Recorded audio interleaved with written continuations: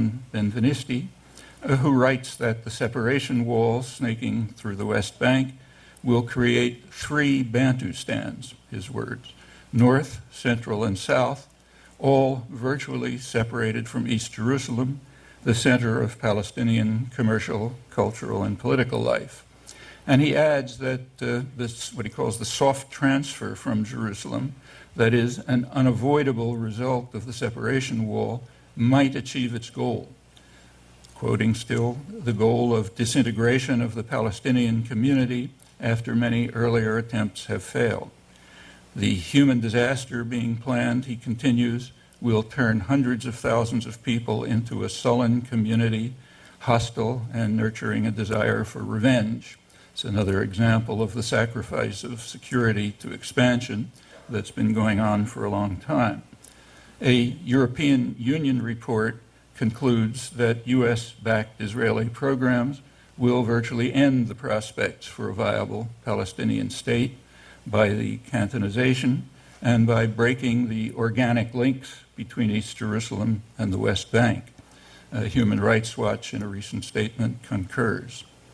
There was no effort to conceal the fact that Gaza disengagement was, in reality, West Bank expansion. The official plan for disengagement stated that Israel will permanently take over major population centers, cities, towns, and villages, security areas, and other places of special interest to Israel in the West Bank. That was endorsed by the U.S. ambassador, as it had been by the president, breaking sharply with U.S. policy.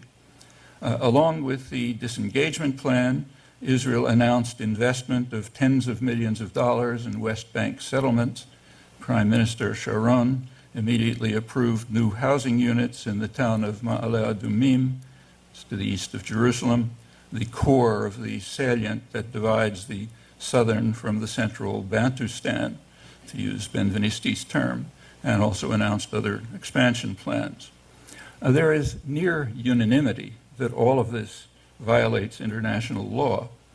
The consensus was expressed by U.S. Judge Bergenthal in his separate declaration attached to the World Court judgment ruling that the separation wall is illegal.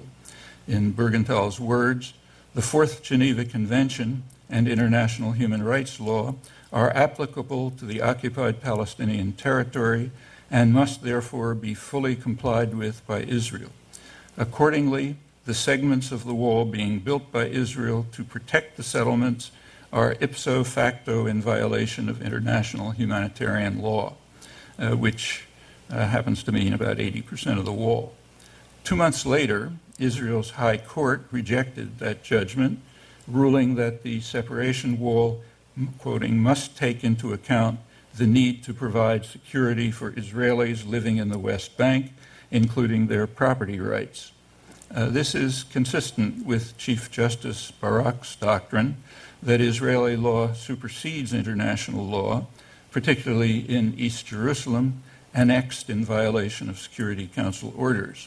And practically speaking, he's correct, as long as the United States continues to provide the required economic, military, and diplomatic support, as it has been doing for 30 years in violation of the international consensus on a two-state settlement.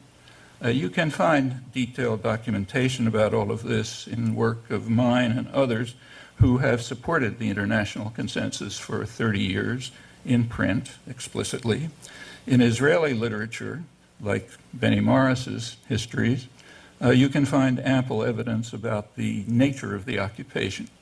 In Morris's words, founded on brute force, repression and fear, collaboration and treachery, beatings and torture chambers, and daily intimidation, humiliation, and manipulation, along with stealing of valuable land and resources. Like other Israeli political and legal commentators, Morris reserves special criticism for the Supreme Court, whose record, he writes, will surely go down as a dark day in the annals of Israel's judicial system. Keeping to the diplomatic record, both sides, of course, rejected 242. The first important step forward was in 1971, when President Sadat of Egypt offered a full peace treaty to Israel in return for Israeli withdrawal from the occupied territories. That would have ended the international conflict. Israel rejected the offer, choosing expansion over security. In this case, expansion into the Egyptian Sinai, where General Sharon's forces had driven thousands of farmers into the desert to clear the land for the all-Jewish city of Yamit. The U.S. backed Israel's stand. Those decisions led to the 1973 war, a near disaster for Israel. The U.S. and Israel then recognized that Egypt could not be dismissed and finally accepted Sadat's 1971 offer at Camp David in 1979. But by then, the agreement included the demand for a Palestinian state, which had reached the international agenda.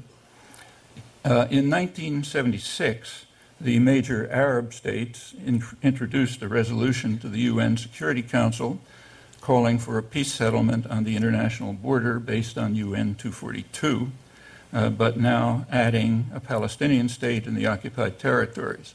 That's Syria, Egypt, Jordan, and every other relevant state. The U.S. vetoed the resolution again in 1980. The General Assembly passed similar resolutions year after year, with the United States and Israel opposed. The matter reached a head in 1988 when the PLO moved from tacit approval to formal acceptance of the two-state consensus.